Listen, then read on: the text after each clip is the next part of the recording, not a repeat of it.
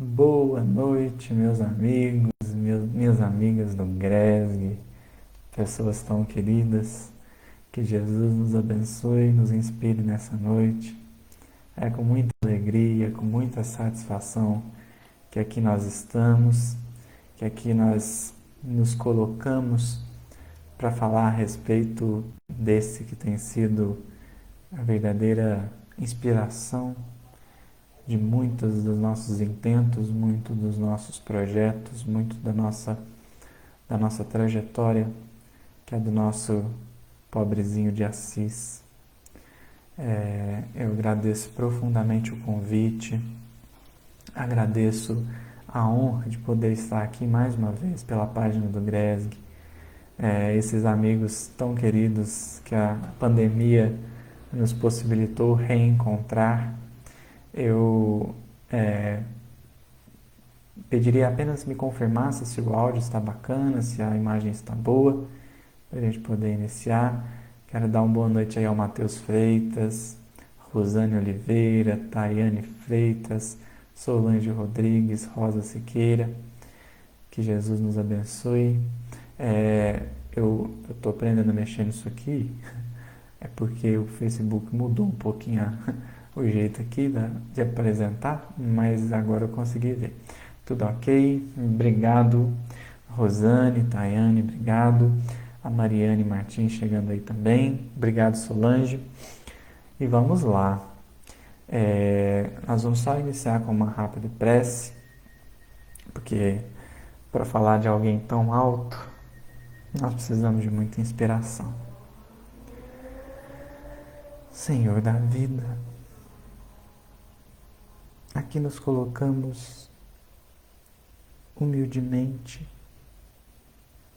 na posição de alguém que colhe flores de um jardim sem possuí-las, para entregá-las e perfumar a vida daqueles que as recebem.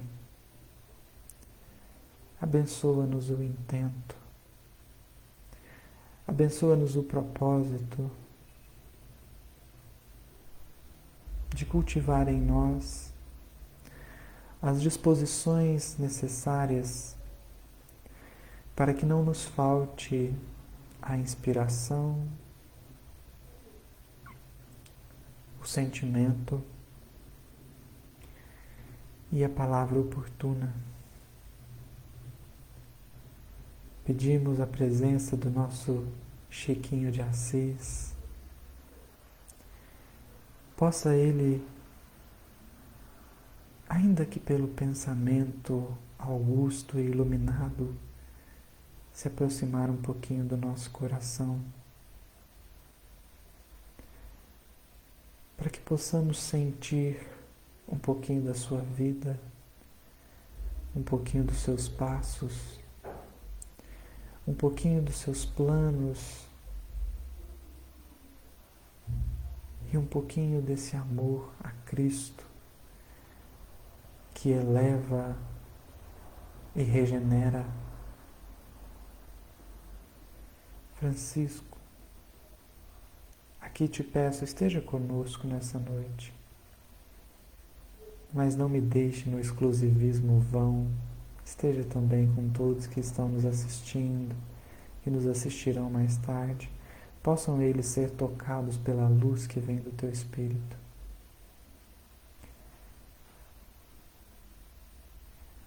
Muito obrigado, Jesus. Que assim seja. Meus amigos, mais uma vez, boa noite a todos. Que Jesus nos abençoe. Ainda em tempo de dar uma boa noite ao Ricardo, à Bárbara, ao Luiz, ao Beto Orlando, querido amigo, Marco Aurélio, Bela Bernardes, Antonieta. Obrigado a todos pela presença, pela paciência. E hoje a nossa querida Simone nos propôs um presente. Francisco de Assis tem sido para nós uma verdadeira inspiração, porque nós, sem desmerecermos qualquer outro, sem querer exaltar ou idolatrar a quem quer que seja, nós olhamos para Francisco e vemos a face do Cristo.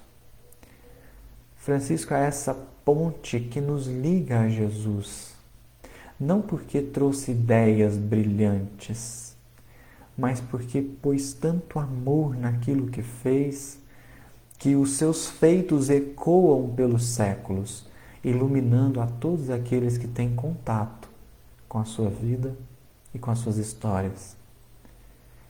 Joana de Ângeles, num prefácio extraordinário do livro Francisco Sol de Assis, autoria do nosso amigo César Braga Said, em parceria ali então com o Divaldo, através das mensagens de Joana, Joana vai dizer assim: Francisco renunciou a tudo e a todos, menos ao ideal de amar. Menos ao ideal de amar. Francisco, como que conseguiu alcançar o verdadeiro valor do amor. Não é o amor contemplativo, não é o amor apaixonado, é o amor que impele e inspira a ação. Quando olhamos para Francisco, é impossível não observar que o amor por Jesus o colocou verdadeiramente na obra da caridade, porque não é possível que nós amemos a Cristo e fiquemos parados. Porque foi Ele, foi nosso Mestre Jesus, que disse: quando fizerdes a um dos mais pequeninos dos meus irmãos, é a mim que o fazes. Nós somos chamados, portanto, a amar Jesus, ajudando e doando, tanto quanto possível. O tema nos Passos de Francisco, ele nos remete a uma ideia central. Observar a trajetória dessa encarnação para que na nossa história, na nossa trajetória, isso possa ter algum impacto, isso possa ter alguma mudança. Então, tem alguns pontos interessantes que nós gostaríamos de observar, para que a caminhada de Francisco possa ser também a nossa, para que a história de Francisco possa ser também a nossa,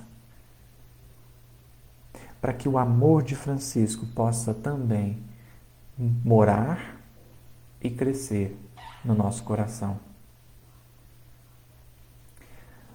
Há um livro extraordinário sobre Francisco chamado O Irmão de Assis, autoria de um frei franciscano chamado Inácio de Larrañaga. E Inácio foi muito sensível ao olhar para Francisco, porque no nosso ímpeto de divinizar, no nosso ímpeto de idolatrar, a gente olha para Francisco e diz assim: nasceu pronto. É claro que Francisco já tinha assim um grau evolutivo insondável para nós. Isso é evidente, nós não estamos discutindo isso aqui. Sobretudo se nós refletirmos que Francisco de Assis é o nosso João Evangelista, o discípulo a quem Jesus amava, aquele que recostou a cabeça no peito de Jesus na Santa Ceia, aquele que amava verdadeiramente a Jesus a ponto de não abandoná-lo na cruz. É claro que se a gente colocar essa variável, Francisco se torna verdadeiramente um ser luminoso. Mas Inácio foi muito sensível, porque ele percebeu na encarnação como Francisco um processo. Um processo. Francisco não nasceu pronto, mas ele se tornou aquilo que precisava ser. Francisco conseguiu nutrir em si mesmo um ideal tão firme, tão forte, que nada, absolutamente nada, o desvencilhou daquilo que ele tanto queria, daquilo que ele tanto intentava. num determinado momento, uma inspiração. Um dia me chamarão santo. Um dia vão me chamar santo. Um chamado. Reconstrói a minha igreja. Reconstrói a minha igreja. Um chamado mal entendido no início, porque ele estava numa igreja como que necessitando de reformas. Então, reconstrói, vamos reformar a igreja. Igreja reformada, mas o pedido não está atendido. É preciso ir além. É preciso perceber que o reconstrói a minha igreja não é o templo de pedra, mas é o coração humano naquela época tão desvirtuado, tão apartado do Evangelho. Francisco então inicia um processo de restauração da própria alma, um processo de regeneração do próprio coração, para demonstrar que a Igreja do Cristo é a rocha, é o mármore do sentimento. É preciso reconstruir esse sentimento, tão deteriorado pela paixão humana, tão degradado pela ambição e pelo desejo do poder. Era preciso restaurar isso, era preciso reviver isso. E Francisco de Assis estava então incumbido. Como Joana também vai dizer, Francisco de Assis era um remédio amargo para uma sociedade completamente adoecida. É o ideal da pobreza que guia Francisco. É o ideal do abrir mão. Mas mais do que isso, é o ideal de viver como Jesus viveu. Porque nós espíritas dizemos que Jesus é modelo, sem perceber que ele é modelo em todos os aspectos. Não só um modelo de espírito, não só um modelo de pensar, de agir, de sentir, mas um modelo de vida. É preciso viver como Jesus viveu. Esse foi Francisco. Alguém que viveu como Jesus viveu, que conseguiu transcender as barreiras da letra e perceber no Mestre um exemplo a ser seguido. Esse foi um grande intento de Francisco, mas isso foi um processo. Isso foi um processo. Teve dor, teve incertezas, teve angústia. Estar encarnado é estar com uma venda nos olhos. Eu não sei o que vai acontecer amanhã. Eu não sei o que vai acontecer amanhã. Por mais que eu ame, por mais que eu queira, pode ser que não dê certo. Francisco passou por muita coisa. Muita coisa. Só que tudo isso culminou numa grande transformação interna. Nesse livro, Francisco Sol de Assis, há um caso assim até engraçado ocorrido com Francisco, que para mim tem um ensinamento profundo. César Said vai colocar no capítulo 9 um caso. Um jovem chega ali onde Francisco vivia, esbaforido, inquieto. Ele não sabia, mas na frente dele, a hora que ele chegou, a primeira pessoa que ele viu foi Francisco de Assis. Mas ele não sabia quem era. Ele nunca tinha visto Francisco de Assis. Ele só ouviu falar. E aí, ele se aproxima de Francisco sem saber quem era. E diz assim: onde está Francisco, o filho de Bernardone? Onde está o novo santo? Há tempos que erro à sua procura. Por amor de Deus, irmão, mostra-me Francisco. E aí, Francisco de Assis, ouvindo isso, teve a sabedoria de dizer: Francisco, filho de Bernardone? Irmão, eu também estou à procura dele. Dá-me a mão, vamos procurá-lo. Olha que fantástico isso. O que o jovem procurava? Francisco, filho de Bernardone, ou o novo santo. Francisco não era nem uma coisa nem outra mais. Francisco de Assis, naquele momento, já não era nem mais o filho de Bernardone, nem o santo que tantos intentavam, que tantos queriam, que tantos falavam. Ele não se sentia nenhuma coisa nem outra, então ele não mentiu. Francisco, filho de Bernardone, irmão, também estou procurando ele, vamos lá procurá-lo.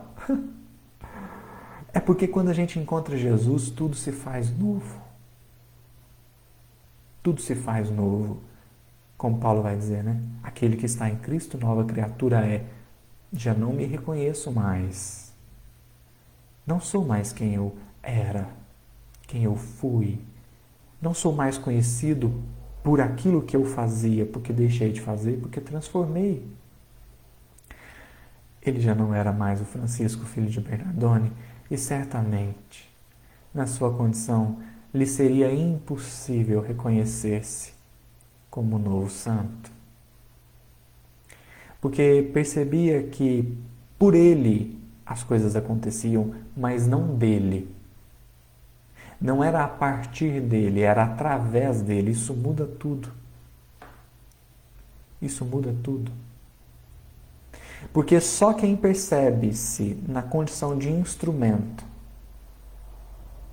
poderá sempre permanecer no lugar de instrumento. Quem se desconhece nessa posição, um dia deseja ocupar a posição do artista. Mas isso não é possível. O instrumento é sempre o instrumento. Não age por si só. É preciso compreender isso, a posição de instrumentos. Francisco entendeu. Francisco compreendeu isso. Mas mais do que compreender, Francisco sentiu isso. Francisco sentiu isso. É assim que nós vamos observando na trajetória de Francisco de Assis, casos e mais casos, em que ele poderia ter se vangloriado daquilo que conseguia. Os ditos milagres, as curas, tudo que ele aparentemente operava, poderia ter feito surgir nele um sentimento, eu sou a essência, mas isso não aconteceu, graças a Deus. O instrumento percebeu-se instrumento. Assim é que, em determinado momento, alguém chega para ele e diz assim, Francisco, por que as pessoas te seguem? Eu não entendo. Eu não entendo. Por que elas adoram tanto você? Você não é bonito. Você não fala bem. E você não é rico. Todavia, cada vez mais as pessoas querem te ouvir, as pessoas querem estar perto de você, as pessoas querem andar com você. O que é isso? Como que você me explica isso? Não faz sentido nenhum. E aí ele vai dizer, meu irmão, nunca foram ditas palavras tão sábias em toda a terra. Pois eu te digo, é justamente por isso que as pessoas me seguem. É porque eu não sou bonito, é porque eu não sou rico e porque eu não falo bem. Porque se assim fosse, eu não estaria nessa posição. Eu não teria sido escolhido por Deus. Deus me escolheu justamente porque eu não tenho nada disso. As pessoas não me seguem, as pessoas seguem o Pai. Porque não tendo nada disso, não é possível que elas olhem para mim e pensem que é meu. Elas olham para mim e necessariamente devem reconhecer que aquilo que as impacta vem do Pai, porque eu não tenho condição nenhuma de oferecer isso a elas. É justamente porque eu sou o fraco do mundo que Deus me usa para que, através da minha fraqueza, as pessoas possam encontrá-lo. Se eu fosse forte, se eu fosse rico, bonito e falasse bem, Olha que fantástico. Se eu fosse tudo isso, as pessoas talvez pensariam que me seguem por mim mesmo. Mas não tendo. Elas não têm outra saída. Elas me seguem por causa do Pai. Esse é um instrumento que se reconhece instrumento. Esse é um instrumento que não quer subir e galgar a posição do artista, porque percebe o tamanho abismo que o separa. A lapiseira ou o lápis que quisesse escrever um livro sozinha, morreria numa página em branco. Por mais intentasse, por mais quisesse, por mais se sentisse capaz, não escreveria absolutamente nada, porque falta-lhe a inteligência, que muitas vezes nos falta, mas a gente não reconhece. Então, Deus está doidinho para nos usar para o bem de todos, mas muitas vezes a gente quer comandar a obra. Muitas vezes a gente quer tomar-se e dizer, não, sou eu que conduzo. Francisco de Assis experimentou a sensação de ser guiado. Francisco de Assis soube entregar-se. Isso é muito difícil de fazer. Porque entregar-se para ser guiado é como viver eternamente num susto. Você acha que vai cair e não cai. Você acha que vai dar errado e não dá. Você acha que não vai conseguir, mas consegue. Francisco passou por isso várias vezes. Várias vezes. No início de tudo, quando as coisas começaram a ter um pouco mais de proporção, vamos dizer assim, Francisco de Assis então sente a necessidade de buscar a igreja e pedir a bênção do Papa. Ele não queria desvirtuar nada, ele não queria causar intriga em lugar nenhum. Ele não queria causar uma ruptura com a igreja. Aí ele vai ao Papa e diz, eu quero viver o Evangelho como está escrito. Você pode abençoar o meu intento? Você pode me ajudar? Você pode me liberar para tanto? E aí o Papa olhou e falou, viver o Evangelho como está escrito. Meu filho do céu, isso aí é loucura. Loucura. E aí ele leva o caso para ser avaliado. O Papa leva o caso para ser avaliado. E aí muitos bispos ali na hora dizendo não, muitos cardeais dizendo não, isso é impossível, isso é loucura. Ele até pode tentar com 20 pessoas, 200 pessoas, mas e se essa ordem crescer? E se isso tomar proporção de milhares de pessoas? Vocês acham que ele vai conseguir manter esse intento? Isso é absolutamente impossível. Viver o Evangelho como está escrito? Que loucura! O Evangelho precisa ser interpretado. E aí, várias reuniões são feitas porque o debate realmente tem argumentos de todos os lados, até que alguém se levanta e diz assim, meus irmãos, o que nós estamos dizendo? Se nós estamos dizendo que viver o Evangelho como está escrito é uma loucura, louco também é aquele de quem o Evangelho se refere. Se impossível é viver como o Evangelho está escrito, impossível é que exista aquele a quem nós chamamos Jesus. Porque o Evangelho não é senão a vida do Cristo. E se o Evangelho é impossível, Jesus também é impossível. E se Jesus é impossível, o que nós estamos fazendo aqui? Qual o fundamento da igreja? A igreja existe por causa de quê? Se nós estamos dizendo que é loucura viver como o Evangelho está relatando, então louco também é o Cristo. E mais loucos ainda somos nós, que estamos seguindo esse louco que nunca existiu. A coisa mudou. Todo mundo percebeu a incoerência das próprias palavras.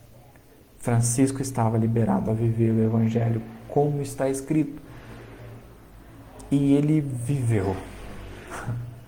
Ele viveu.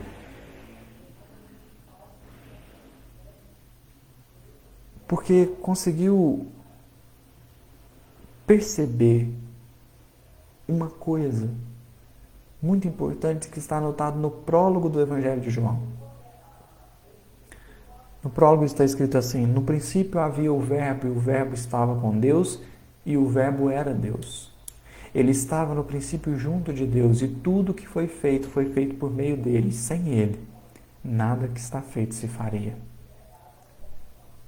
E nele havia vida, e a vida é a luz dos homens. E a luz resplandece nas trevas, e a treva não a retém. Nele havia vida. Existe vida no Evangelho, é preciso, portanto, vivê-la. Evangelho não é letra morta. A parábola que está ali contada não é uma historinha para fazer a gente refletir, é uma vida convidando a ser vivida. Tem vida na cura, tem vida na multiplicação dos pães, tem vida no ensino, tem vida nos sermões, tem vida naquilo que Jesus disse. Francisco quis vivê-la. Quis vivê-la. Para isso foi preciso muito trabalho íntimo. Muito dever cumprido, mas para além do dever, foi necessário uma abnegação, foi necessário um devotamento, foi necessário uma movimentação da própria vontade.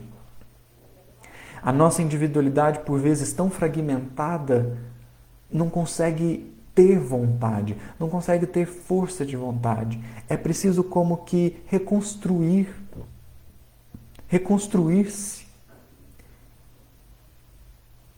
para que a vontade se movimente na força que precisa ter.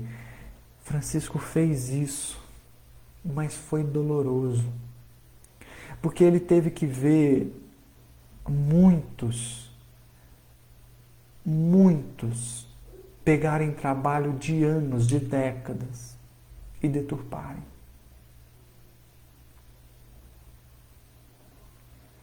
Ele precisou abrir mão, às vezes, de muitos princípios, como naquele caso muito conhecido, que também está nesse livro, Irmão de Assis, que em determinado momento Francisco propôs um jejum, que todos os franciscanos ali, todos os da ordem, deveriam seguir um determinado jejum por causa de Cristo. E aí, certa hora da noite, já com muita fome, com muita angústia, um frei começa a chorar. Começa a pedir ajuda e diz: Francisco, eu não aguento mais. Eu preciso comer alguma coisa. Não está dando. Naquela hora, como que mexido na intimidade mesmo, aquela situação que mexe no coração, sabe? Aquela situação que vem e te rasga. Havia um intento, o jejum era importante. Mas mais importante do que o propósito do jejum era a pessoa que ali estava. A lição naquele momento era clara: pessoas valem mais do que jejuns. Pessoas valem mais do que opiniões. Pessoas valem mais do que ideias e verdades que eu julgo possuir, quando na verdade não possuo sequer uma parte. Pessoas valem mais. As verdades são transitórias. A gente acha que está coberto de razão. Dali um tempo, a gente percebe que estávamos, na verdade, muito longe da razão. A tal verdade, a dita verdade, é tão transitória, por vezes, quanto a própria matéria. E em nome de uma verdade dessas transitórias, a gente rompe relações que poderiam ser eternas. A gente abre mão de pessoas que não morrem para viver por uma verdade que será renovada daqui a um tempo. A ideia se renova, a pessoa prossegue. Naquele momento, Francisco entendeu isso e ele abre mão do próprio jejum e acorda todo mundo dizendo: vamos fazer uma grande festa. Acabou o jejum. Acabou. E aí vai dizer Inácio, trazem ali algumas azeitonas, algumas nozes, porque não tinha nada, né? Tinha pouco. Não tinha muito assim, não tinha muita comida. Era o que tinha, era o que dava. Mas ofereceu. E aí mais uma lição, porque às vezes a gente quer fazer o máximo. Então eu quero sim ajudar, desde que seja para resolver o problema do mundo. Eu quero sim trabalhar com uma criança, desde que seja para salvar todas as crianças da rua. Eu quero sim ler o livro, desde que seja para lê-lo em uma semana. A gente quer fazer o máximo. Mas logo que a gente pensa, a gente percebe que não dá para fazer o máximo. E por causa disso, a gente não faz sequer o mínimo. A gente não faz sequer o básico. Porque eu não consigo salvar todas as crianças, eu sequer olho para uma que está na rua. Porque eu não consigo saciar a fome do mundo, eu me justifico ao não saciar a fome de alguém que eu poderia saciar. Francisco, naquele momento, não poderia oferecer o máximo, que é um verdadeiro banquete, mas nem por isso deixou de oferecer o mínimo.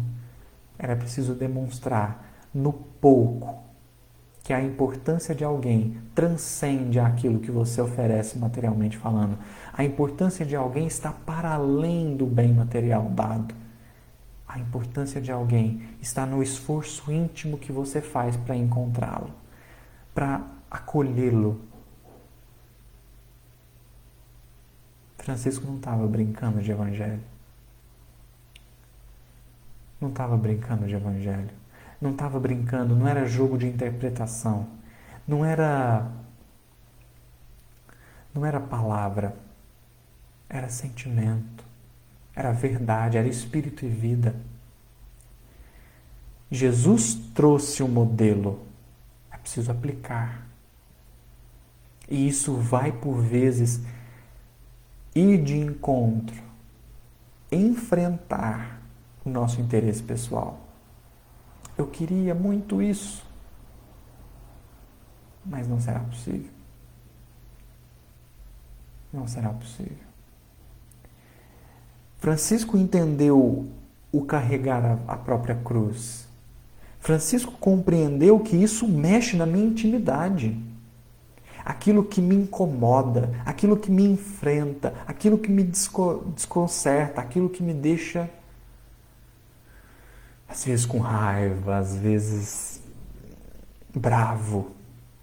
O Evangelho vai mexer mesmo na nossa intimidade, vai nos rasgar intimamente. Vai nos rasgar.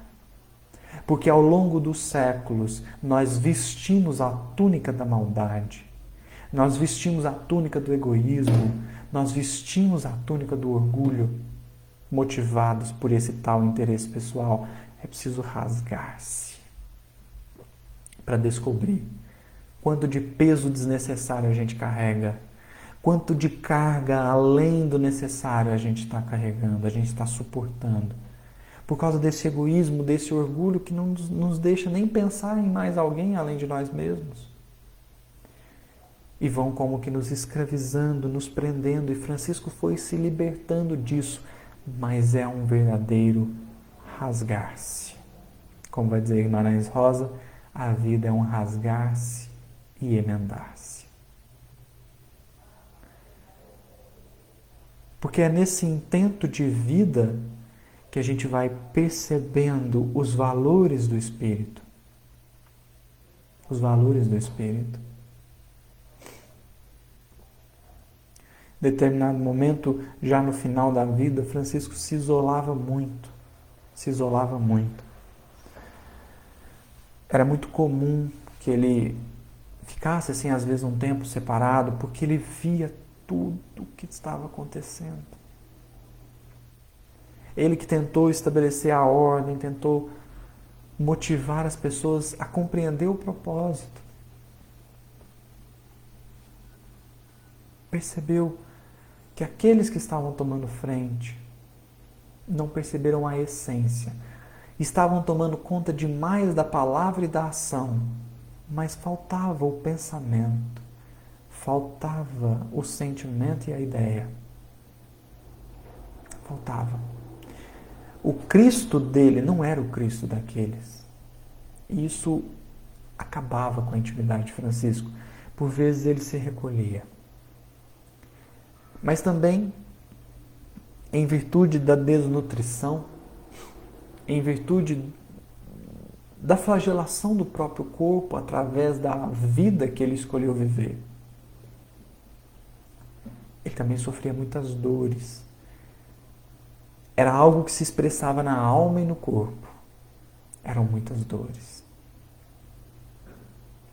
E aí, num determinado momento, ele está isolado com mais 3 discípulos, mais 3 seguidores, mais 3 franciscanos, ou irmãos, como ele gostava de dizer, recolhido, silencioso,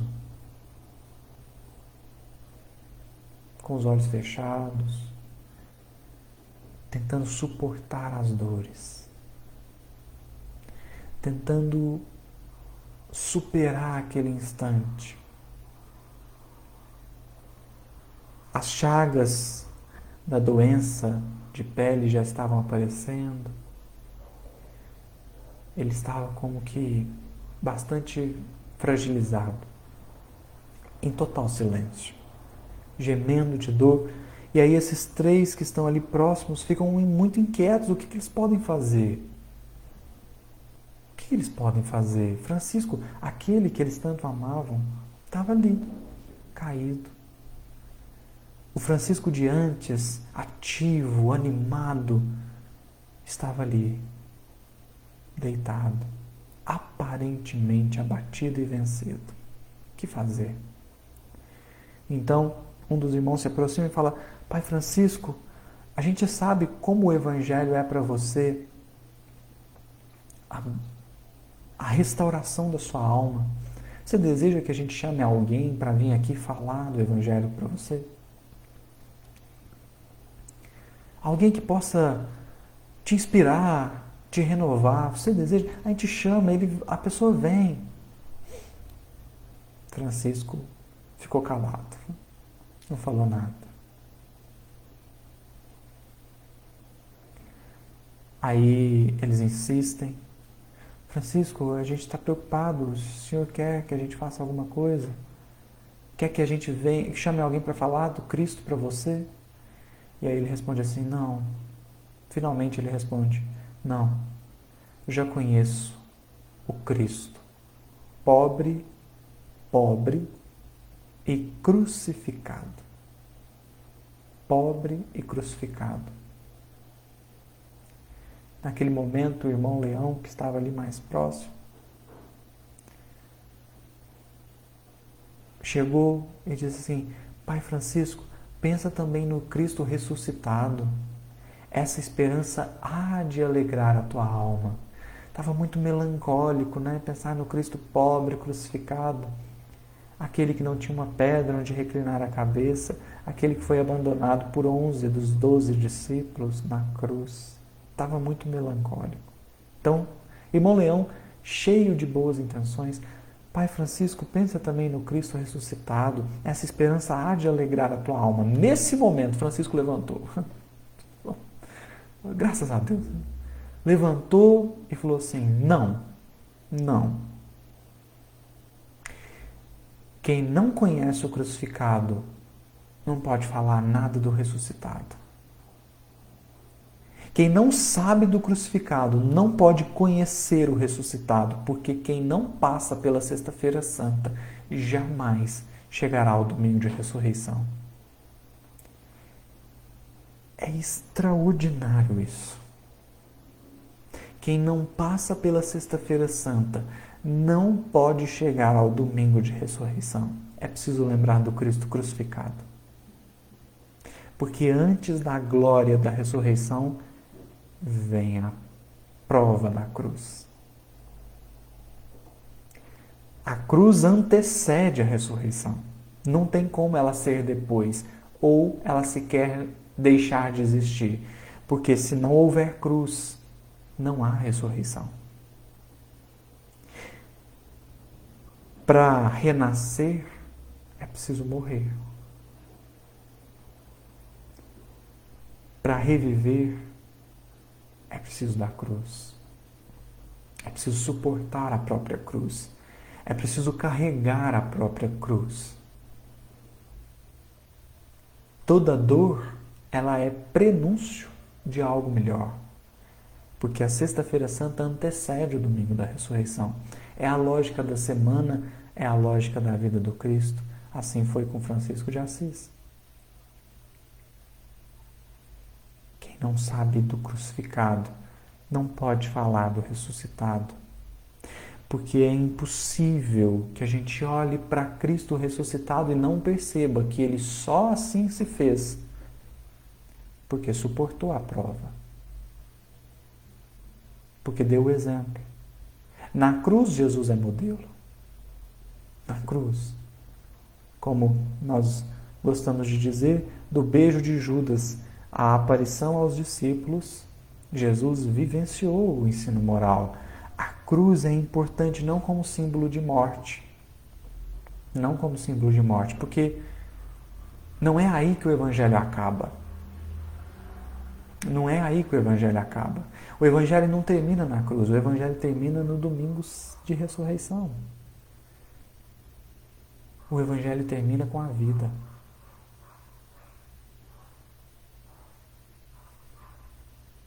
A cruz é uma etapa. A cruz é uma etapa. Se ela fosse o fim de tudo, o Evangelho sequer faria sentido. Mas porque houve um depois, é que tudo que Jesus falou precisa ser interiorizado. É porque a gente não morre. É porque a gente não perece que o Evangelho faz sentido. Francisco compreendeu isso e percebeu na encarnação a própria cruz. A própria cruz. Ele percebeu na sua vida o fardo que necessariamente deveria carregar e soube suportar, soube persistir. Dores, abandonos, traições que feriam a intimidade. Feriam a intimidade. Que por mais fosse curada e regenerada, tinha ali suas cicatrizes. São as marcas do Cristo que Paulo nos fala. Ninguém que se proponha a viver o Evangelho sairá intacto. No mínimo, 2 pregos nas mãos e 1 nos pés, no mínimo. Francisco soube perceber isso, para pôr o ponto de vista que Kardec tanto nos fala para além da matéria. É preciso transcender a matéria. É preciso transcender a encarnação e perceber. Aqui tem a cruz, bem suportada, bem trabalhada. Se a intimidade for suficientemente remexida e reconstruída, haverá ressurreição. Claro, aqui no jogo de palavras, nós estamos querendo dizer: a dor de hoje traz a experiência e a felicidade de amanhã. Aquele que se pode dizer feliz não é aquele que está preso nas coisas do mundo, porque as coisas do mundo, embora possam promover um prazer, elas também trazem consigo, por vezes, algemas. A gente entra e não consegue sair. A gente experimenta e se torna um dependente. Às vezes do poder, às vezes do dinheiro, às vezes das próprias opiniões. a gente entra e não sai. Mas é preciso perceber que na encarnação, por vezes somos chamados a vivenciar aquilo que nos libertará de nós mesmos. E percebendo na dor a grande mestra divina, nós conseguimos perceber e interiorizar que a verdadeira felicidade não é aquele gozo terrestre, mas é a luminosa sensação de ter vencido a si mesmo. Francisco experimentou isso. Experimentou de tal forma que antes mesmo de desencarnar, ele ouvia a festa que estava sendo feita e preparada no plano espiritual ao seu retorno. Algo que ele falava: estou ouvindo as músicas que estão cantando pela minha vitória. Está próximo o fim. A tarefa está concluída. Quantos podem desencarnar com a consciência tranquila e com o sentimento de que aquilo que foi proposto foi feito? Esse foi Francisco. Mas a sua presença ecoa, a sua presença vibra em nós ainda. Foi tão marcante, tão surpreendente, que alguém no meio da treva humana conseguisse fazer luz do Evangelho. Isso é tão surpreendente que até hoje impacta os nossos espíritos. Mas não só por isso. Junto com o eco de Francisco ecoa o pedido do Cristo: Francisco, reconstrói a minha igreja. Reconstrói a minha igreja. Assim é que, mais uma vez, assumindo João Evangelista e Francisco de Assis como o mesmo Espírito, nós lemos nas páginas de Humberto de Campos um encontro entre Jesus e João, em que Jesus pede para que João Evangelista coordene o movimento do surgimento da doutrina espírita. É nosso Chico de Assis que está à frente. É ele que coordenou a codificação. Foi ele que coordenou o movimento espiritual para que a revelação fosse dada. E como é fácil de perceber, João Evangelista é o primeiro espírito a assinar o prolegômenos de O Livro dos Espíritos, antes mesmo de O Espírito da Verdade. O pedido, reconstrói a minha igreja, vibrou nos séculos. Era preciso mais uma vez buscar os homens. E quem poderia fazê-lo, senão o nosso Chico de Assis, o nosso Francisco de Assis, nosso pobrezinho, Porverello. Quem poderia fazê-lo? Quem poderia edificar mais uma vez a Igreja do Cristo? Quem poderia mais uma vez falar do amor e da caridade? Quem mais uma vez poderia fazer vibrar nos nossos corações esse Evangelho puro, redivivo? Quem? Quem poderia? Então, falar de Francisco é falar de um espiritismo que já ecoou desde o século XII. É de um espiritismo que já foi vivido, não por consciência dos conceitos, mas pelo sentimento da essência. Aqui, Francisco foi nosso maior exemplo. Não porque dominava reencarnação, mediunidade, plano espiritual, espírito, não. Mas porque, para além de tudo isso, Francisco dominava o idioma do amor. Francisco vivenciou o amor pelo outro, rasgando-se e emendando-se, para que a mensagem brilhasse mais que o mensageiro, para que Jesus fosse visto nele mesmo, para que ninguém olhasse para ele e buscasse o Francisco, mas buscasse o Cristo.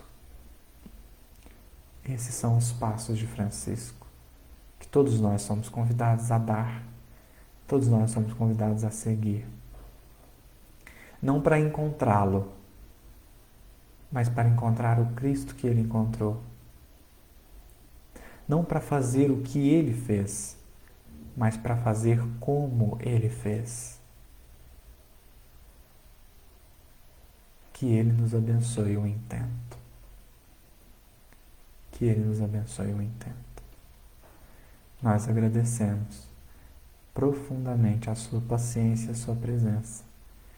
Que nosso Francisco de Assis possa nos abençoar. E quem se sentir à vontade,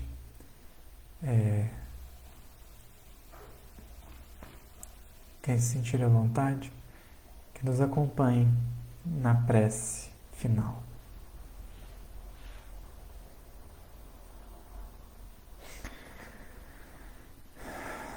Senhor da vida, aqui nos colocamos mais uma vez a buscar-te. Mais uma vez com os nossos espíritos ressequidos, degradados pelo próprio orgulho e pelo próprio egoísmo, nós estamos aqui a buscar-te.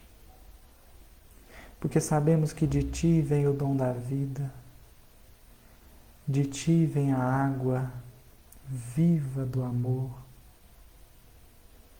a preencher-nos o vaso do coração, alimentando, regenerando, para que também possamos distribuir esse amor que nos seca os passos, desde antes de nós termos consciências de nós mesmos. A Ti, Pai amado, rogamos as bênçãos do alto, para que quando a força faltar, quando o desânimo bater, quando as dificuldades se nos impuserem, que possamos lembrar de Ti, o Criador de tudo. Te pedimos, Pai amado, igualmente, abençoa o nosso Francisco, cuida dele, ampara-o, porque em nós verdadeiramente falta,